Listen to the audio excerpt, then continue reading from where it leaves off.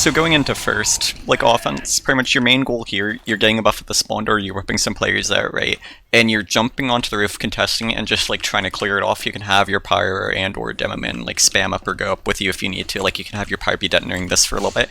And your main goal here is just to, like, clear their soldier off the roof, clear this, make sure you don't land right on the stickies though. And then usually after that, it's like you can either stand on the roof and spam into them here. Definitely important if there's any players called in the house though to spam them out from above there. And then you, like, if the enemies aren't really peeking out of tunnel, right, something you can do is you can go back to spawn, get a buff, and then you can do like a fast bomb, like speed shot over this and land at the mouth of tunnel. And, like, usually around that time, like, it's kind of when your demoman's calling that he's bombing tunnel as well, right? Like, you want to be sacking a lot on first because you have so much cart time here, and you're not really taking any fights, assumedly, after, like, this whole area is cleared off. If the enemy team is forward holding on first, though, again, you want to clear off the roof, and then you just kind of sacking either speed, like, if they're forward holding first around here. I'm not sure if that's something you really see in your division, but in that case, it's just like speed shut off here, land around the same time other people do, and you're kind of trying to converge around where the medic would hypothetically be playing around there. Other times you might be seeing like a sniper playing in one of these two spots, in which case, or flank playing in the house. Again, like there's a ton of different strategies you could see, but you're not necessarily going to have to like encounter these. Like, but in those cases, like if there's any enemy players that are being a consistent threat, you're kind of wanting to clear them out on first. Otherwise, though, you're just sacking in. Now, if you aren't really enjoying the sacking life, you know, you can decide to play a bit more passed on first offense and just play around the tunnel and farm a battalion's backup or something. Now, the reason why you would be wanting to, like, farm a banner, like, particularly battalions, is to be able to sack and throw up top more effectively if your team likes pushing upper. So it's like while the pyre is building flog or something, or you're preparing for whatever sack you want to do, you could go for a whip battalion's backup push with a pyro, hopefully with flog as well, and then sack through upper. Otherwise, another thing that's kind of been adopted into the meta recently-ish, like a season or a few ago, is to clear it upper on second, right? So, teams will have their soldier get on beggars, bazooka, mantreads. Mantreads for the knockback resistance, beggars, bazooka just for burst damage, and then it's just like you're speeding past their pyre and just trying to force their medic. So basically, like, you are a very important part of any sort of sack your team is trying to send through upper because you give your team speed. If you farm damage well, you can give them like a ton of resistance to damage, to sentry guns, to headshots, all those nice things that allow them to take a bit more of like an engagement, you know?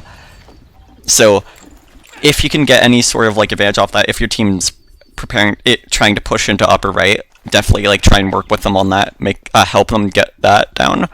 Otherwise, if your team is like pushing tunnel a lot, or you don't have banner, and your team isn't like really going for a sack heavy strat in upper, then what you're kind of doing is just you're clearing out tunnel. You want to be spy checking like these corners, the back walls here, and just making sure spies not going in. They're specifically either going for you, your engineer and wrangler, or most importantly your sniper when your sniper's in tunnel, and you just want to be clearing their flank out of this whole area. If you start peeking side tunnel, try and coordinate with your spy so that you don't just get splashed against a wall here. Kind of the reasoning being, if you want the gun to go down, you kind of want everybody to be able to converge on it anyways, right?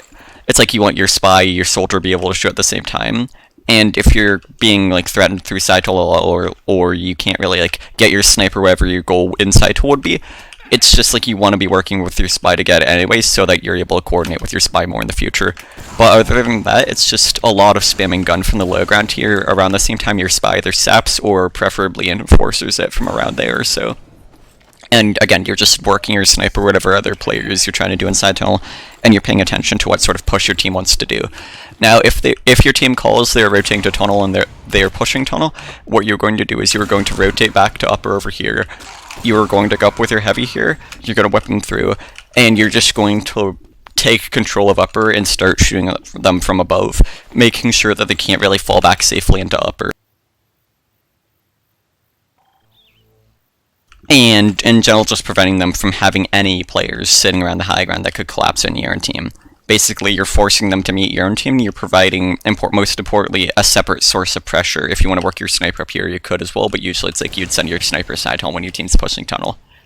Now, occasionally, if the gun goes down, if the enemy flank isn't in position, something you could do is just get some people in behind mansion and start spamming at them from like around here or so, or have your scout just like, go in towards their spawn. Basically, like if you get the opportunity to flood in their side, like if they aren't watching the flank, then I would usually take it and just, you know, cause some havoc from behind, make sure that they can't fully focus on this fight here, because if your team keeps trying to push an upper, as long as your team, like, doesn't have pressure from other angles to distract their combo isn't really losing this fight if their pyre has mouse 2 bound. So it's like, on offense, you always need to be working in some sort of, like, advantage to work off of here, or just rotate, and that kind of covers 90% of pushing. Just take peeks at the same time as the rest of your flank, take fights together, don't just keep staggering and work with your spy or sniper or whoever else you need to, and just make sure you're rotating and playing wherever it's called, and make sure you've sort of discussed what your plan for second is going into it, right? Make sure you know what sort of like sack or whatever second play you're going into ahead of time, so it's like, if they're playing to do a banner push, then just make sure you're playing for the banner instead of sacking as much. Now going into third for defense, the majority of the time, if you get good picks on second, something you can do is just jump up and play right up top here at their spawn, and basically like, when they start getting a few spawners, like if your team isn't already super forward on third, then they'll start sending some people in from up top and they'll try and contest it from above here. Like they might try and get a demo man, an NG, or a gun up here, or a sniper. And if you could get to here early, you can kind of just entirely lock down this upper side of the map for your team, and it buys your team a ton of time to just flood in from the low ground to get card up there. Basically, you're just taking as much ground as you can get. It's kind of like Vigil in that sense. Like, if you wipe them on second, get forward to third. If you wipe them on third, get forward to fourth, so on and so forth. Be taking advantage of that. Otherwise, if you aren't able to get that far forward, like on their team, if they still have a lot of players up, if they have anybody watching this whole area at all, what you were doing is you were working your sniper in around boiler. You were watching for their soldier contesting from around here up there, so making sure you can't just spam out your sniper in the window. And then the biggest thing, though, is you're just watching for scouts trying to bust in through the left side of this silo here. You're kind of just controlling the high ground.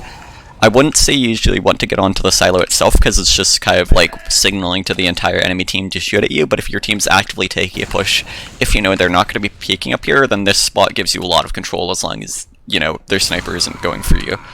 So it can be pretty good there. But then, like, the main other thing is if they're holding in low ground, you kind of want to, like, bomb into them around there. Like, you just want to be able to pressure them with your team, land into them from above, and present a different source of spam. For instance, if they're holding the low ground, they might have people peeking around here trying to control cart, which means they're not contesting up top, so you take their up top. And basically, you're just trying to take advantage of everything you can. You're trying to play around the high ground and get control from that at every phase of the game. But most importantly, yeah, just work around your sniper, make sure scouts aren't getting in from the flank, and make sure you're controlling this entire high ground area. And then rotating, like, when your team's in a push, more so. If you wipe them on third, or if they're down a lot of players, you kind of just want to get in from up top here. You want to spam into them from above and keep holding up here.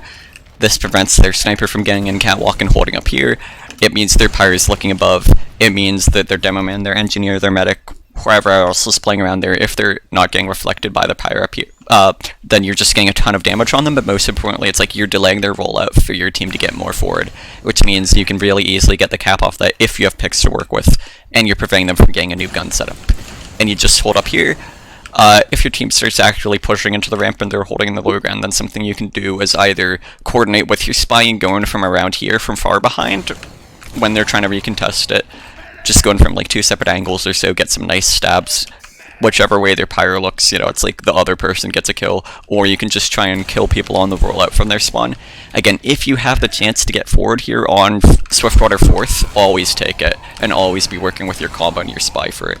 Otherwise, if you're not getting super forward on 4th, you're playing in garage here. You're making sure that their soldier can't spam in from the rocks over here. You're making sure their scout can't, like, shoot you from the rocks as well. But the biggest thing, like, you're watching for spies opening this doorway. From this side of it, you're watching for spies in general, because they are the biggest thing that is going to bust this. So you're just, like, spamming these entryways. If you're on a banner, it's actually kind of fantastic, because if you'll actively see the spy get hit, like, if you don't see the spy blink, if you spam these spots and you see your banner go up, and this is a big tip in general, then you instantly know a spy is there, and that's something you would also see helpful on, like, defensive holds when you're spamming rollouts. Even if you won't get a damage tick because they're cloaked, it instantly tells you, like, where the spy is, and it's a really nice thing to have. But I will say here, like, I think battalions is probably a better play for this. For second, honestly, banners could be pretty good as well, like I'd say, because you're not doing a whole bunch of jumping around in the tunnel, and having an additional 20 HP means you're surviving at least one additional rocket if their soldiers hitting old wrecks. For first, I'd say either gunboats or banner, depending on what your team's calling for, mantreads even, but banner if they're calling for, like, you know, for you to prepare for a sack on second if that's your team's strategy. Third, I could see gunboats being a bit more viable, but I do think in general, like, unless you're just jumping in forward constantly, like, specifically as your team is, like, rotating between, like, aggressions, like, between the points, and the enemy team is kind of, like, losing that ground, I don't think it's that important to have the gunboats, because a lot of the time, right, a lot of your jumps are kind of, like, 1 or 2 rockets, like, it's not like it's in sixes where you're constantly jumping and rolling out, right? So instead, you're kind of looking for, like, the passive benefits. So let's say you get on battalions backup, you know, you get a full buff, you get up to like 330 or something, you can go for a sick jump anyways, you'll have a ton of HP. It just kind of incentivizes you to play more smartly and around your team more, and while also giving you a passive benefit to boot. It's like, unless you're specifically going for like more than 1 or 2 jumps, there isn't necessarily that much inherent value to be running gunboats on. Yeah. So it's kind of like that, like, again, just think about your weapon choice, think about what you're actively gaining value off of, if you're actively jumping around a lot, or if you're just kind of like sitting around spamming a lot, right? And a big reward for that, right? Like, let's say you get a lot of damage ticks on their spy, or around spamming here, or around the rocks, you get a battalion's banner up, that means your team can easily win fourth off that, because the enemy team's 2 best assets, their sentry gun and sniper, do not matter. Basically, because you have such high resistance to them, which means your team can get up to the beach, like Normandy up here rather, or the fence, whatever you want to call it, and that means they kind of win the point.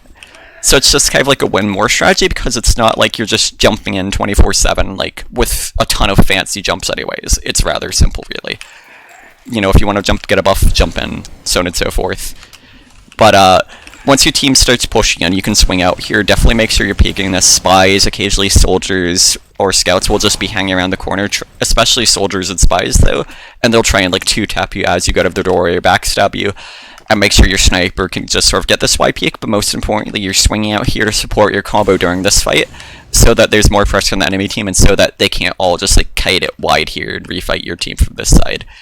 And kind of at that stage, like, as your team is getting in for a push, or if they're calling for a sack, that's usually when you would be talking about, like, doing a bomb, hypothetically. Like, I'm not really putting the most effort into these jumps here, but you can kind of get the general idea. Just bombing from the little high bits here, like, over and around either land. I'd recommend landing above, so that you can keep being a persistent threat, compared to just landing and getting damage and dying immediately. It's like you're kind of playing for the distraction there, but then if your spy saps the sentry gun, you know, you can kind of just, like, pencil right in, just support him. Oftentimes, it's all about just, like, when you land, and, like, timing it, more than just doing anything fancy. It's all about the coordination aspect of it. And if you have the option between getting a super fancy bomb and getting a bomb while the gun is still sapped, and, like, while your players are still taking the fight, it's like, it's kind of a simple dynamic there. You kind of just want to land in while you're going to be supporting your team. So don't worry about it if you're not able to get the best jump off, you know. I struggle a lot with the mechanical side of things, but so it's like, that's kind of a thing, but definitely just make sure you're supporting your team. That is the most important thing by far, and if you're able to do that with, like, better jumps, if you're in a better position to take advantage of that, that's great, but otherwise, it's all about just being like, able to just jump in, you know, no matter how good of a jump it is, and just supporting your team, as long as you're not jumping right into the enemy team and dying instantly. About providing a distraction there for your players to work off of committing to things together. I think you see a decent bit of the time, like, soldiers will just kind of bait because they're not in, like, the correct position or wherever, they can't get the best bomb off. And it's all about just landing the destination, really, more so. So definitely just be trying to coordinate things. If you plan on going for a bomb, tell your spy, tell your combo. Ask if it's a good time to bomb, ask if they want you a bomb, be very vocal. And you're going to see your own bombs be a lot more effective. You're going to have much more performance no matter what your mechanics are. And that's a pretty good thing to have. So just be trying to secure ground with your team there, make sure they're not getting rushed at from the flanks here, that they don't have to be fighting the yard as much, because it's like you want your heavy or something to be peeking around here, and you don't want them to be super distracted with people peeking around the rocks, or your combo just get collapsed on from the left. You're kind of just buying your team space and time there, and helping your combat with that fight. And then before that point, you know, it's like you're either sacking or just passively seeing with your sniper and garage. Again, be using banners, or if you want to, and just get spam, get damage, coordinate that with your team if you get a banner, and otherwise just make sure mistakes don't happen. You're not really getting any plays on yourself there. You're just making sure other people don't die. For last, you usually want to be either spamming gun from main, although that's kind of with the risk of dying to sniper. But otherwise, it's like you either get up in lobby here and spam like the medic spot, make their pyre look away, kind of buy your team time to get a good exchange off, because it's like if their pyre can just walk at this doorway or whatever doorway when your team's going for an Uber exchange, then your Uber exchange instantly gets like hardcore stuffed, and you're not getting past that pyre unless they're bad at the game. But I mean, you can't always be like relying off the enemy team to make mistakes. You kind of have to force them to make mistakes there, so you present them with a trade-off, right? Like, it's like, okay, our medic's getting spammed a lot here, our pyre's around here, or our pyre's like trying to deny them in lobby, and that means our medic might be forcing here. Like, you just want to present them in a situation where it's a lose-lose for them, like where they'd either be forcing Uber or losing players, or where they'd be like focusing on taking you down, on denying you, and not really denying the Uber properly as a result. And that's sort of always what you're looking for as Soldier there. You're never just looking for like super fancy plays that you can do on your own. You're always playing in support of your team there and presenting a threat from a different angle, and that's something Soldier does like way better than pretty much any other class of the game. Because it's just like you have so much mobility and ability to reposition, and you just want to be a constant thorn in a side, kind of like parallel to your combo, and then you're kind of like converging on enemy positions to support your combo a lot of the time. It's like you want to split up a bit, but then you want to arrive at the same destination relatively, have the same goal. So definitely like be strategizing out of game, be talking about it like in attempt to coordinate like in the match, be like, hey, I'm gonna peek with you guys from so on and so forth. Just be working with your team, you know, simple stuff like that really goes such a long way. But then if your combo's, yeah, pretty much if your combo's going in from the left side, go over here, spam enemies from over here, make sure the enemy flank, most importantly though, isn't getting in behind here, you're just controlling this side of the map. That's kind of like what a lot of what Swiftwater Soldier comes down to on both sides, like offense and defense. You're like a flank warden, you're making sure things don't go wrong, you're making sure enemies don't get past you, basically. And if you're ever struggling with that, the answer is usually either reposition yourself or to work with your spy, because with a lot of these fights, like due to how corridor-based they are, if one player's trying to contest this, whoever gets the first rocket off basically wins the fight. But then if you add a spy to the mix, they either have to turn around for the spy, which means they kind of lose the fight because they can't get the first or two critical rockets off on you that would cause you to kind of be juggled, that allow them to combo on you, right? Or they don't turn around for spy and they die to spy, and then you're able to just flood through the flank off that, and then you're able to work with your spy. And that's another thing that really goes a long way, just being vocal and working with the players on your team. But anyways, just be peeking here, be presenting a threat. If you have the opportunity to, though, like if they're gonna sap, if the majority of the enemy team is just looking a different direction, it's really good to just jump up here and spawn camp like an enemy engineer, sniper, medic, whatever class like might be down. If you look up at the top of the scoreboard, I say as I point without a face cam onto the player board at the top. Just be spamming them from above here. Kind of delay them, prevent them from syncing with the rest of their team, or like if there aren't any enemy spawners, or you see a pyre, or you know like a pyre's gonna be going with them, then just like spam around here, be controlling their engineer or their sniper, and be forcing their combo like to not be able to just drop down. Otherwise, if you're just passively playing in the lobby here, you really just want to be spamming around the little high ground here. So good at this game, whatever, fuck. You get the idea. Spam down right here, most importantly. You can kind of spam around here if you're actually good at the game, unlike me, in lobby, and just make sure you're kind of splashing their heavy a little bit, or just preventing him from getting more crit heals, and just kind of like generally damaging him. You're basically just kind of like controlling heavy around here and forcing their combo to like not be able to sit comfortably there, because if they sit comfortably there and they just have their pyre up here, if your team keeps trying to go in through up top left here, nothing is getting past this, basically. So you're just making sure that they are going to make a mistake at some point by posing a different threat. Otherwise, if your combo goes on the right side of the lobby, again, generally the same thing, you jump past them, you get in above them, and what this does, right, is it turns the enemy team's high ground against them. and it's kind of hard for them to directly retake it because you have so much control over the hallways here unless they send people to jump for you, which means they're not controlling their sides of the map properly. And it really just opens the enemy team up for air because a lot of the time you won't really see in competitive people like get up to these spots and use it against the enemy team. And it just kind of flips the dynamic of the map around. You know, the enemy team kind of panics, they start scattering, they are like, there's a soldier above us, we gotta clear off cart, there's an enemy team pressuring us in the lobby, what do we do? And then because there's like 3 options there, if the enemy team like isn't as coordinated, it's just like there's a high chance that they make a lot of air that you're able to really capitalize off of. And that's what you want to look at with soldier spots and with soldier in general, just being in the right spot at the right time to force those airs to happen and then to take advantage of them. And that's kind of what being up there allows. It gives you so many options that you can simultaneously take advantage of and do that, like, the enemy team can't effectively respond to all of them, or it really takes away vital resources from elsewhere on the map.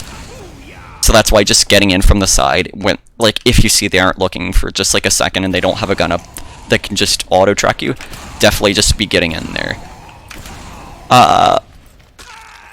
You might just be fighting left lobby passively and making sure that the enemy team isn't collapsing you from lower left here. I don't like to hold lower left here that much as soldier, because it's like usually you want to be using the high ground and not really taking a fight from the lower ground. But you occasionally might like drop down through the vents or go to the stairs here, or if the enemy soldier on the defensive side is holding down here and keeping your team off cart. Most important thing for last though is just making sure the enemy team has to drop down to cart at some point and just collapsing on them at that point, making sure they can't safely sit up in their cover. Any questions for offense? No. Alright, and then I would also say run banner, probably battalions again for the health, for the flank fights on last, because you're not going for jumps. Okay, yeah. So what's the loadout for blue team? Blue team, I'd say stock rocket launcher, battalions backup whip, mantreads, beggars bazooka if you're going in for the sack. If you're finding yourself struggling with the flank fights due to health management rather than like spam alone, then I'd say run blackbox here. It's kind of understandable. Like, the thing is, right? Okay, you take a look at the tunnel, right?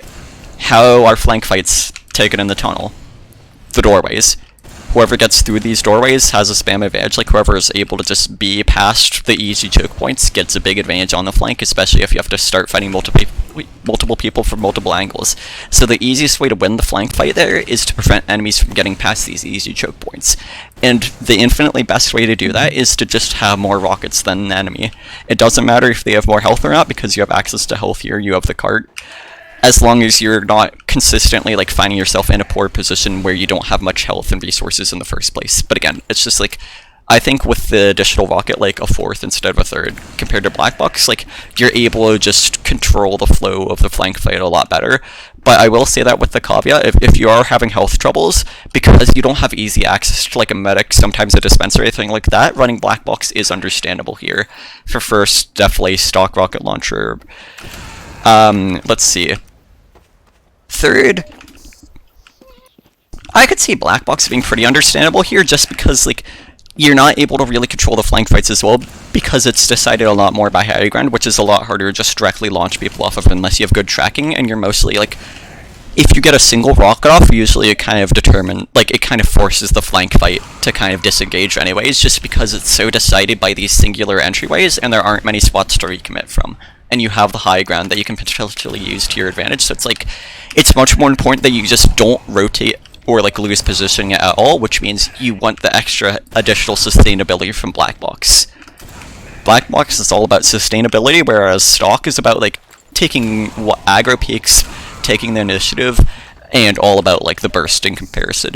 So it's like, if you're going to lose a fight, if you rotate away from a singular doorway and you don't have access to like great health or resources because the rest of your team is playing an opposite side of the map, then like blackbox is a lot better there. But then the more you're wanting to bomb, the more aggressive you're wanting to be, the more space you want to actively take rather than hold, stock becomes a lot better in my opinion. But again, it all just depends on the resources you have.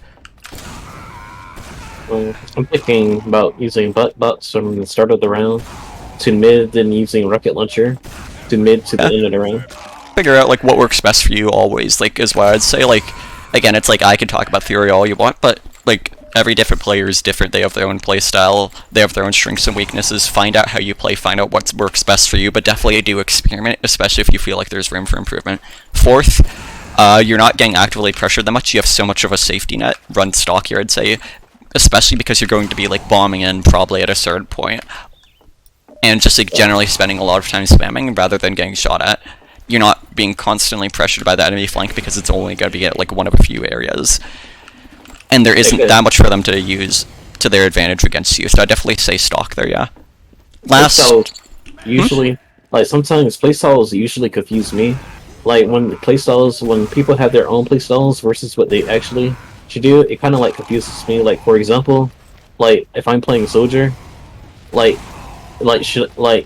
I just be playing soldier to just do like the things on the map as playing soldier, or should I just like adapt to my own playstyle and figure out from there?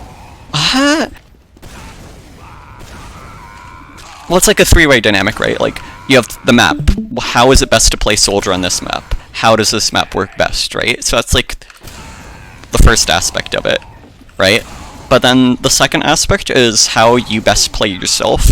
But then the third and most important aspect is just like picking up on what your team is struggling the most with. If they just need you to be playing more passively, if they need you to be bombing in more, coordinating more, and that's kind of like what makes a good player. Not just having the best playstyle, but having the best playstyle in the moment for their team and being able to adapt it. And for that, you really just want to pay attention to your team's comms, be looking at how the rest of the map and fights are going, and just like occasionally reviewing your own gameplay, finding out like what's going well, what's going wrong, and then being able to be sustainable and answer for yourself why it's working or isn't working. And it's all about just like constantly evolving your playstyle.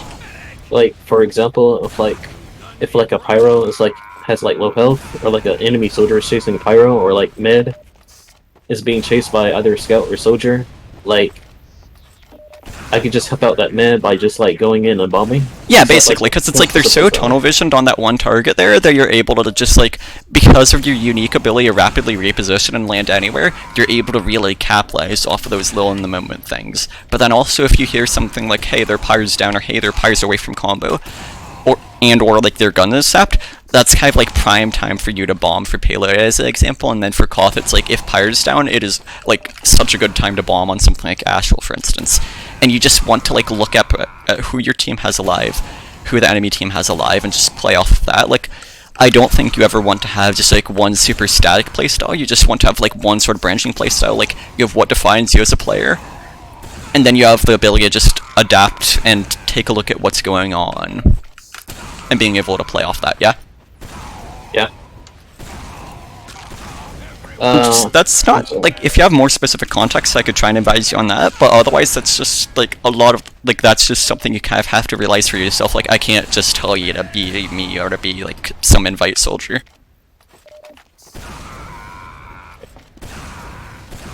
I was saying, I had a question about bombing. Sure. Like how do you like utilize bombing? Like when to bomb when the opportunity is open for you?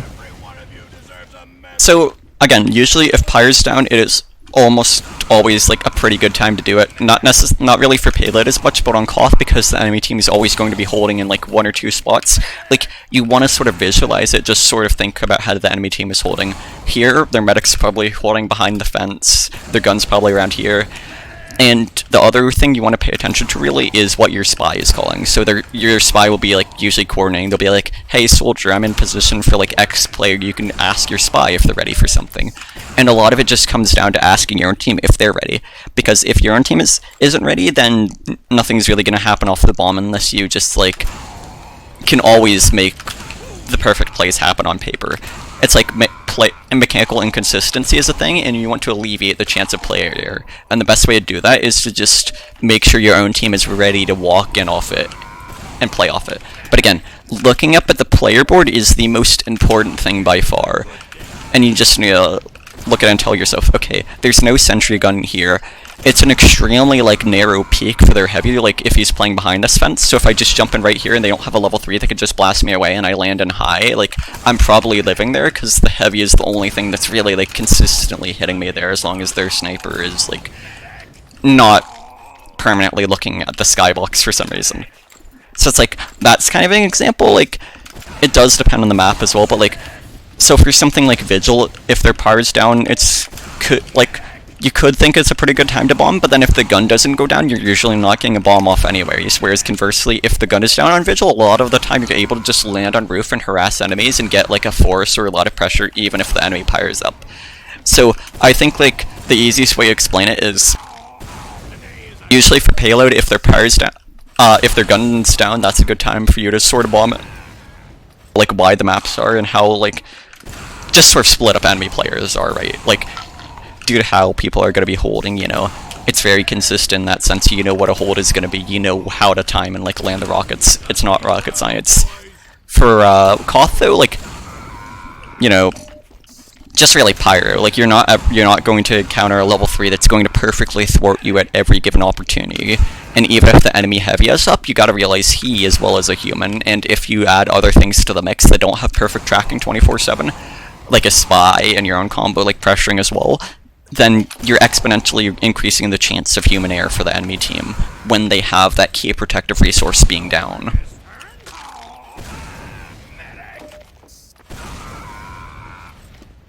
That makes sense? Yeah, it does. Yeah, I have a tendency to be a bit drawn out by explanation, sorry. It's alright, man. Yeah, you're recording it. And you can like 1.5, 1.25 times 2, you know, do whatever you want or like skip between. Okay. I wonder... Like general like offensive related questions? I mean, if you want offensive, what about the... What do you got for me? No, I'm not gonna make that joke. Go ahead. You're gonna bring up the scorch shot or something, I was gonna go mad. Oh yeah, about the scorch shot. This review is over! That's nice. Alright. And then, you know, you can ask some more questions after the defense, I guess. But, for the defense, be holding this roof here. I do think you probably want to be, like, you're not on gunboats here, definitely. You're on a battalions or a conch. I really do like battalions, though, like, here's the thing, right? It's kind of like a simple thing to wrap your head around. So, in competitive, right? A battalion's backup tells your team, okay, we don't need to worry about sniper, we don't need to worry about the sentry gun, we take this much less damage in general, right? So it's like, if you can coordinate with your team, if you're like, hey, I'm popping a battalions, let's go in, it's a really large safety net for your team as long as you, like, actively pick it together. You can get a lot of space during, like, post-fights or just, like, pushes to force in general. Like, if, for instance, you're dropping down from a battalions with, like, your team on second into tunnel and pushing their team when they're trying to push tunnel, you can really easily get a lot of picks in space there. But then if you go to something like Conch, yes, it does build faster, yes, the HP regen is nice, but then that HP regen is what, like, determines the flank. Like, it can determine the flank fight, but usually it's all about having the higher consistent health value, like, to start with as a cap, because health packs exist, and arrows exist, and all these other things exist. So I would rate, usually, like, the passive of the battalions to be a bit better, just because it gives such a wide, like, buffer on flank fights. You know, it's like you could get out, you can get a pack, and in that sense you'll sort of like be able to more consistently survive there. But then most importantly, with the conch, it's really, really, really easy for teams to mess up pushes with it, to mess up anything with it, because it's like they get a big sense of overconfidence, and a lot of people don't really know how to use it. I mean, I've tried coordinating in the past, and it's just not as consistent because you have a lot of burst potential, right? But then, like, it's just not that sustainable, and the more people you're committing to it, you know, it's just like the more risk there is of something going wrong there when you can still die to sniper, especially. That's the big one with conch. So I would definitely favor battalions, honestly, for those two reasons. So I'd suggest running battalions usually, and again, you're not jumping around here. I would say stock, because it's like, once you start losing health here, you're just jumping back into the tunnel, and this little fight up here is determined by just being able to prevent the enemy team from jumping onto it and being able to react, you know, air shot, and just control this roof. If you get forced off of it, being on blackbox, it doesn't mean anything there. Holding second, if you're playing aggro and tunnel, I think battalions is, not battalions, blackbox is pretty reasonable just because it's kind of a long rotation. If you're playing passively, they would definitely run it up with the stock rocket launcher, because it's like, you don't really need the sustainability if you aren't consistently taking peaks, if you're only going for like coordination plays, right? And that just raises your damage potential and your actual survivability a lot more, because having a 4th rocket means a whole lot more than just having a little bit of life leech, because that 4th rocket is what allows you to chain and actually get the kill while you might be reloading otherwise. It's like, again, I would always take like the maximum potential over just like a little more sustained consistency, because what really defines fights with soldiery isn't consistency due to how the rocket jump works. Everybody's going for like, you know, like, it's just like, on a slower paced class, sure, go for more consistency with your fights, but with soldier, the rocket jump exists and it's just so pivotal, like that, and rotating, and just like getting initial rockets off, it's so important and integral to the class, just that ability to reposition, and it's not that important to have as much sustainability, because it's like all about just like that little bit of flashiness of like having the ability to decide the engagement at that moment. Otherwise, it's like you open up a lot more things to risk if you allow the enemy team to like keep their resources in place, or if you have to back out of a fight. It doesn't matter if you live, if they can get that ground, and or they can coordinate with their spy there. So just I'm personally always a fan of just having a larger resource pool, because it's like relatively easy to regenerate it at the unimportant moments. Whereas it's really easy if you don't have as much like resources on paper to just get pressured out and lose control at that vital moment, even if you yourself live. But again, if you're playing aggro, you're like super forward in tunnel, run blackbox, because you are trying to contest the tunnel actively. You don't have much access to health or healing from your team side of things, and it's really important that you just maintain this ground if you're trying to play forward here. But then if you're playing a bit more smartly on the flank fight, you can really easily get an error right here. Your medic doesn't have to peek anything for it, as long as they're playing like around up top here. You can get your errors, you can peek these, and then this really enhances your ability to coordinate with your spy and side tunnel, and that's so important for the flank fights and holds here. Like, if you just slug it out in tunnel 24/7, at some point you're going to lose that engagement unless you're just much better than the enemy team. But again, you don't want to plan around being better than enemy players. If you are, they can just send their spy in while you're super forward, and then you're done for. So the smarter play is to sort of bait them into a position that you can take advantage of. Like, being able to contest for periods of time, rotate away, and then contest again when it's more favorable to you. That's kind of like what I was meaning to say earlier with the whole consistency thing. It's all about determining how engagements start and end, rather than just like taking one very consistent engagement. Because again, you know, you're busy fighting, you're slugging out. If the enemy soldier gets past, if they like get the advantage, you don't regain that advantage there. You lose out in the fight entirely. And if you have to like turn around, if you're distracted in a fight, then you lose that fight on flat out. So it's just like better to play smarter and to only take those sorts of fights when you know you're going to get active value off of it, because you get this near the same value from just playing more passive around here, from coordinating with your spy when they walk inside tunnel or peek in main tunnel. It allows you to be in a position where the enemy team is going to make mistakes rather than you being the one to make mistakes. And that means you're going to have much more consistent flank pressure and holds as time goes on. Yeah. It's just what allows you to really win fights there, I guess. Otherwise, you're just kind of running the clock down, waiting for the enemy team to work their spy in if you're holding more forward in tunnel there.